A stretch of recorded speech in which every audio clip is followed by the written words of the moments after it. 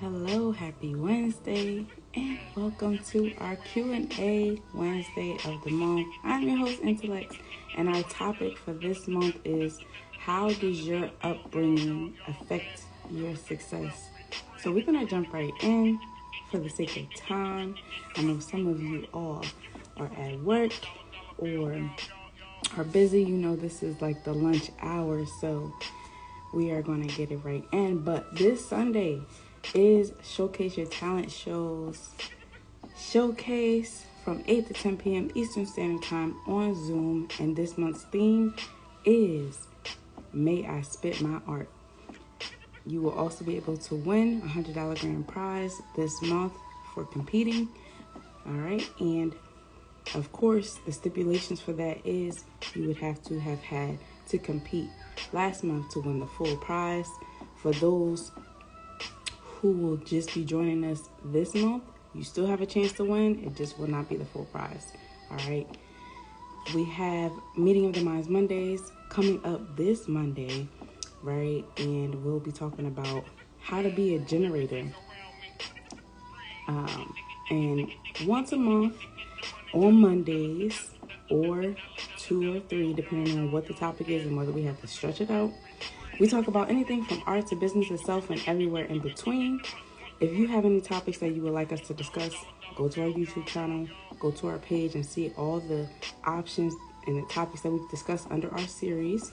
And if there's anything that we haven't that you would like to hear from us here, you can email or DM us or connect with us in some way so that we can add your topic to the queue, because we're here to serve you. If you would like to host Meeting of the Minds Mondays, there is an option for that as well. Connect with us so that we can add you on there for that. We have Q&A Wednesdays, one Wednesday a month where we pose a question to kind of get to know you a little bit better, apart from being artists, right? Because we're not just what we do, we're way more than that. So just kind of picking your brain a little bit to see what you have. That is also the time for you to ask any questions that you would like. You can put it in the comment section, the question box, or you can submit your questions ahead of time so that we can answer them directly before we get into anything else. And if you have a question that you would like us to pose for the month, or if you want to host, those options are available. You can connect with us so that we can add you on there as well. We have our Freestyle Fridays. Pretty much every Friday we have an event. There's an open mic. Second Friday is a battle art where you go up against other artists and the viewers vote. Whoever has the most votes wins, and whoever wins picks the following month's theme. So we are still on Hero versus Villain until next month. The next month we will pick our winner and we will have a new theme to go on. And you also get to win some fun, so stay tuned for that. We also have third Fridays, our Art of War, Art Awareness Fundraiser, where we raise awareness for the beauty, necessity, and uniqueness of art, as well as raise funds so that we can come to a place near you to go from virtual to in-person concerts. All right. And also to raise funds to help build this platform so that we can do more for you.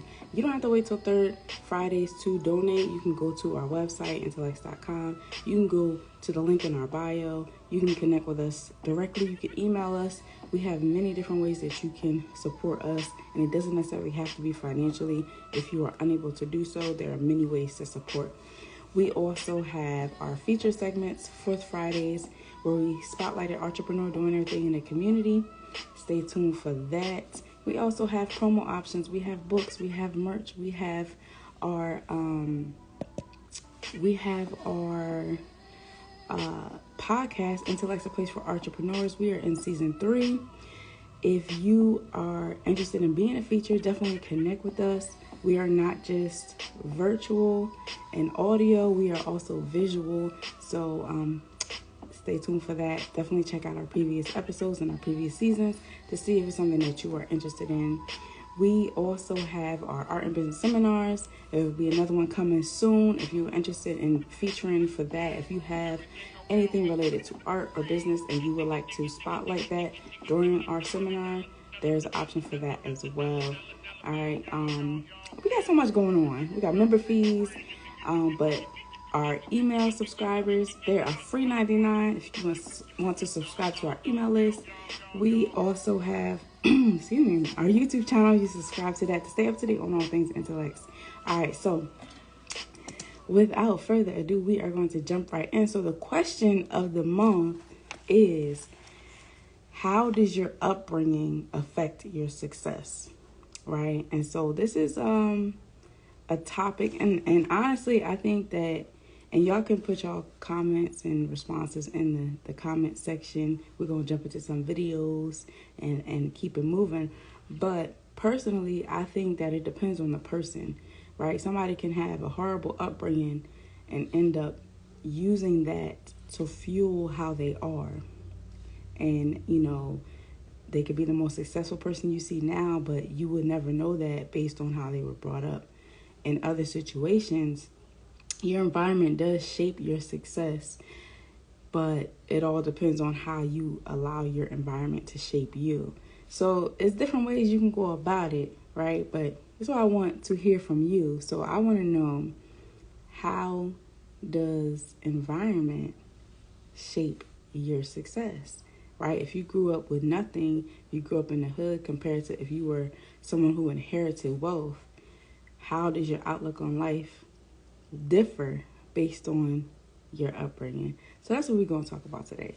All right, so we're going to jump right into this first video. And, you know, there's a guy, Evan Carmichael. He is a motivational speaker. And among other things, he's pretty successful, in my opinion.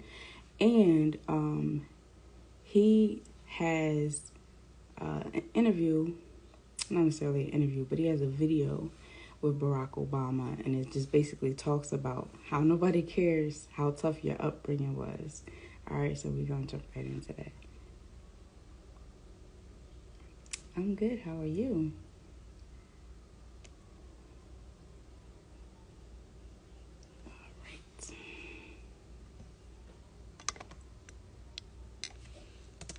We don't score a touchdown every time, but we move the ball forward. John F. Kennedy didn't look up at the moon and say, oh, that's too far.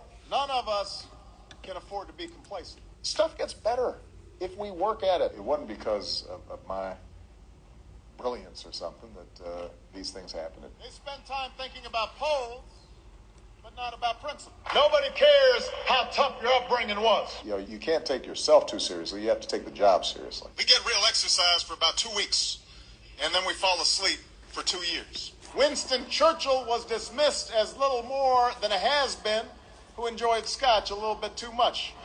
He's the 44th and current president of the United States and the first African-American to hold the office. He's a graduate of Columbia University and Harvard Law School. He was inaugurated as president on January 20th, 2009. He's Barack Obama, and here are his top 10 rules for success. We have looked at a whole slew of problems when we came into office. And we've said, where can we advance the ball down the field each and every time across the board? And we don't score a touchdown every time, but we move the ball forward. Do you feel like you've hit the metrics that you wanted to hit, even within? You're always going to fall short, because if you're hitting your marks, that means you didn't set them high enough. That's what hope is. Imagining and then fighting for and then working for what did not seem possible before.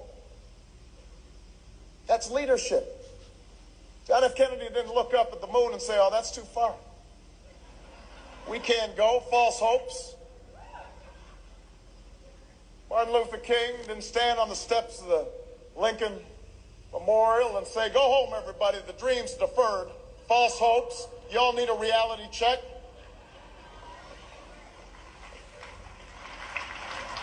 There is a moment in the life of every generation when that spirit of hopefulness has to come through if we are to make our mark on history. We too often let the external, the material things serve as indicators that we're doing well, even though something inside us tells us that we're not doing our best, that we're avoiding that which is hard but also necessary, that we're shrinking from rather than rising to the challenges of the age. And the thing is, in this new hyper-competitive age, none of us None of us can afford to be complacent. That's true whatever profession you choose. Professors might earn the distinction of tenure, but that doesn't guarantee that they'll keep putting in the long hours and late nights and have the passion and the drive to be great educators. The same principle is true in your personal life. Being a parent is not just a matter of paying the bills, doing the bare minimum. It's not just bringing a child into the world that matters, but the acts of love and sacrifice it takes to raise and educate that child and give them opportunity. The one thing that I feel deeply about, and this is something I'll feel deeply about when I leave government, is stuff gets better if we work at it and we stay focused on where we're going. It doesn't immediately get all solved. And I warned against this when I was running for office, because everybody had the hope posters and the this and that, and everybody was feeling like, hey, man, we didn't make those, you made those. No. Hey, blame it on us. No. That wasn't us. No, I like the poster. I'm pretty sure that came from you. It was a nice poster. No, but what I'm saying is that if you look at what I said at the time, I said, this is going to be an ongoing project, and it's a project of citizens. It's not just fix it. It's how do we work together to get things done, and it will be imperfect. Yes. But over time, is it better? And here's the thing I can say, John. Yes. I can say this unequivocally. The VA is better now than when I came into office. It is better now than when I came into office. Government works better than when I came into office. The economy, by every metric, is better than when I came into office. Mm-hmm. And so the reason I can sleep at night is I say to myself, you know what? It's better. Now, am I satisfied with it? No. And should voters be satisfied with it? Absolutely not, because otherwise, if we get complacent and lazy, then stuff doesn't happen. You just don't succeed in any endeavor unless you've got a team that's been supporting you. And that's part of my political philosophy. It's really based on my own experience, which was, if somebody hadn't been out there looking out for me, starting with my mom, my grandmother, my grandfather, then I wouldn't have made it. It wasn't because of my brilliance or something that these things happen. It had to do with people investing in you. And so we've got to make sure we're investing in the next generation, just like somebody invested in us. I want to highlight two main problems with that old, tired, me-first approach to life. First of all, it distracts you from what's truly important. And it may lead you to compromise your values and your principles and your commitments. Think about it. It's in chasing titles and status, in worrying about the next election rather than the national interests and the interests of those who you're supposed to represent, that politicians so often lose their ways in Washington. They spend time thinking about polls, but not about principle. It was in pursuit of gaudy short-term profits and the bonuses that came with them that so many folks lost their way on Wall Street, engaging in extraordinary risks with other people's money. In contrast, the leaders we revere, the businesses and institutions that last, they are not generally the result of a narrow pursuit of popularity or personal advancement, but of devotion to some bigger purpose, the preservation of the Union, or the determination to lift a country out of a depression, the creation of a quality product, a commitment to your customers, your workers, your shareholders, and your community, a commitment to make sure that an institution like ASU is inclusive and diverse and giving opportunity to all. That's the hallmark of real success. We know that too many young men in our community continue to make bad choices. And I have to say, growing up, I made quite a few myself.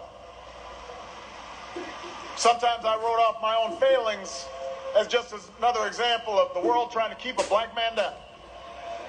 I had a tendency sometimes to make excuses for me not doing the right thing. But one of the things that all of you have learned over the last 4 years is there's no longer any room for excuses.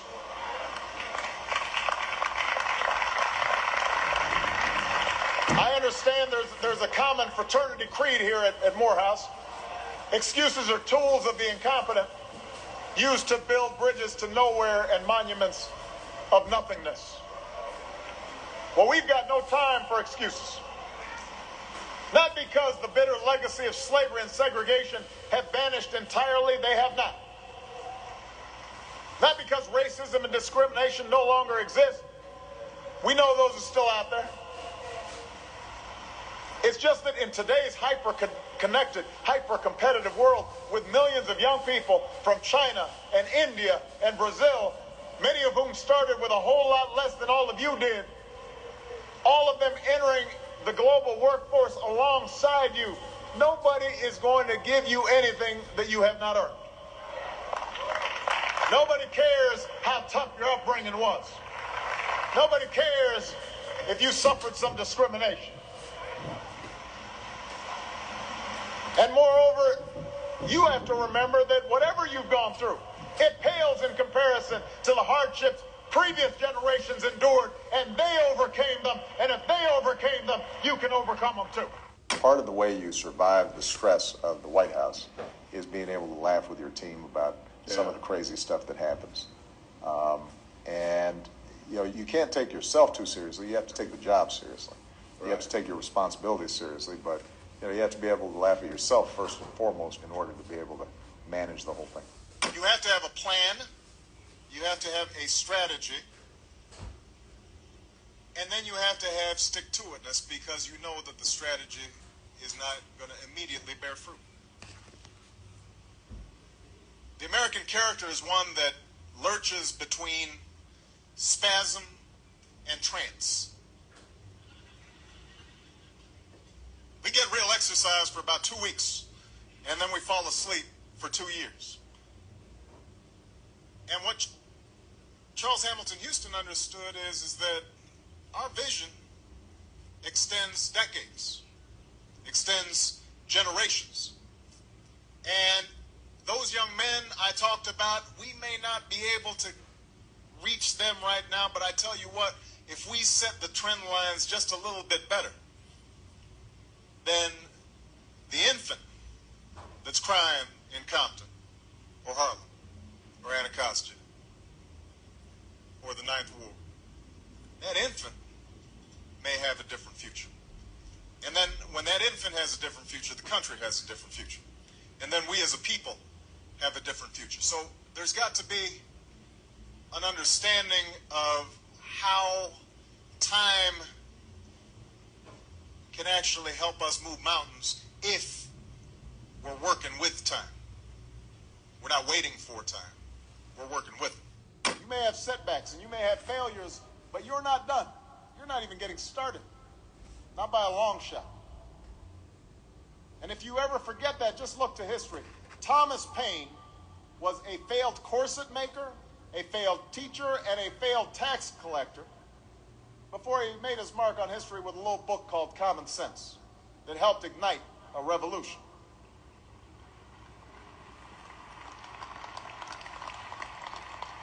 Julia Child didn't publish her first cookbook until she was almost 50. Colonel Sanders didn't open up his first Kentucky Fried Chicken until he was in his 60s. Winston Churchill was dismissed as little more than a has-been who enjoyed scotch a little bit too much before he took over as prime minister and saw Great Britain through its finest hour. No one thought a former football player stocking shelves at the local supermarket would return to the game he loved, become a Super Bowl MVP, and then come here to Arizona and lead your Cardinals to their first Super Bowl. Your body of work is never done. Each of them, at one point in their life, didn't have any title or much status to speak of.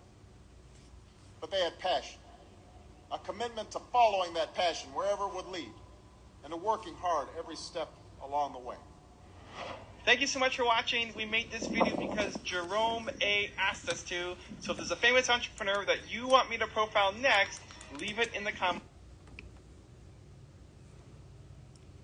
All right.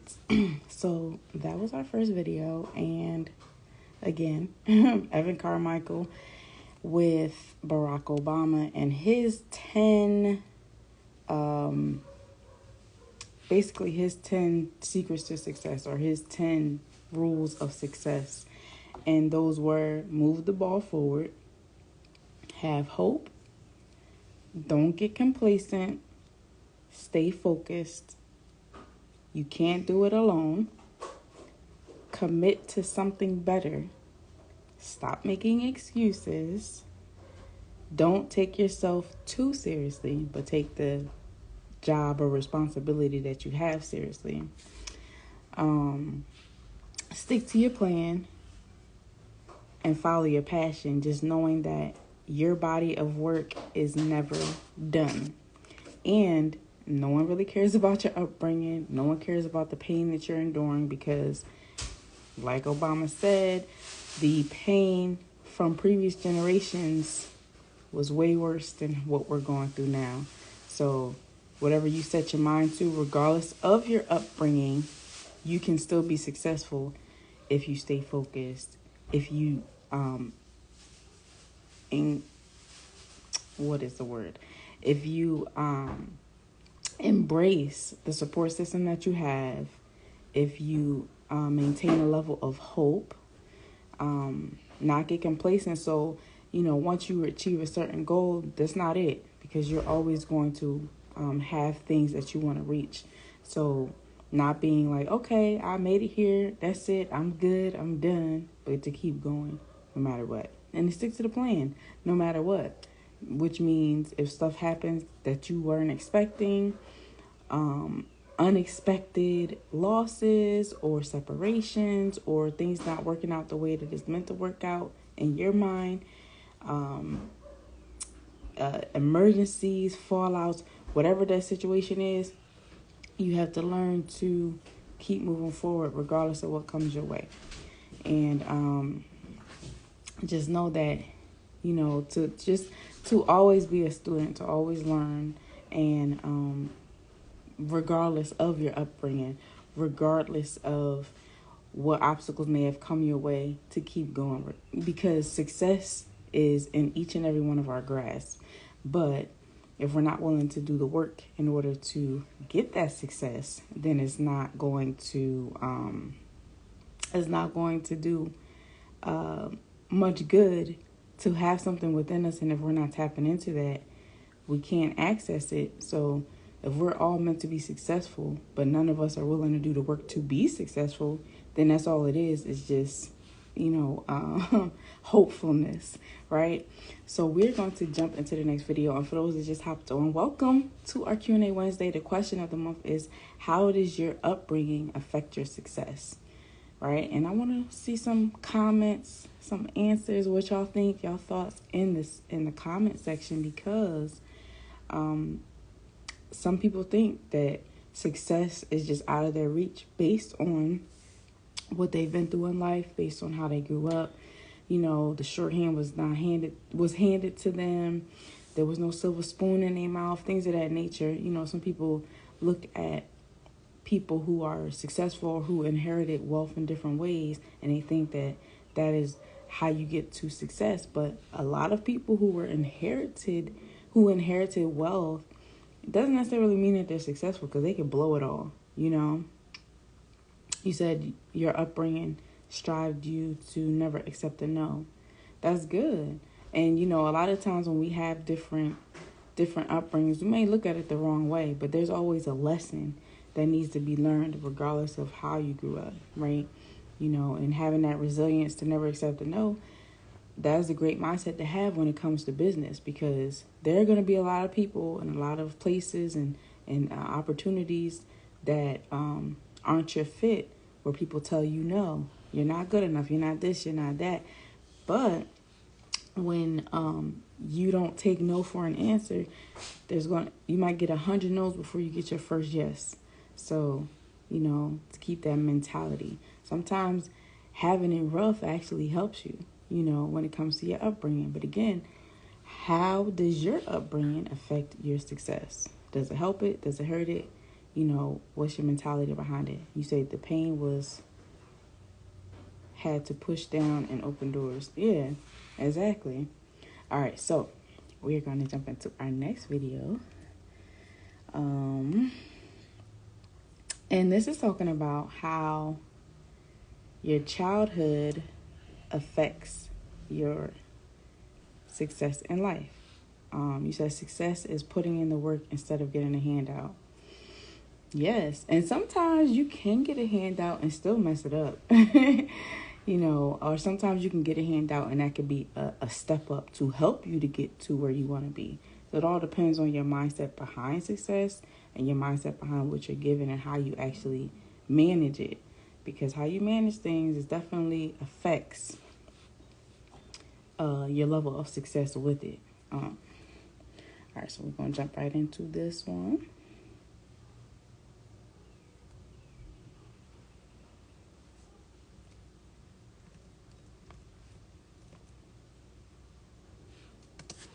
Affects your success in life. What we learn as well as what we do as kids affect us, not only as kids, but as grown-ups.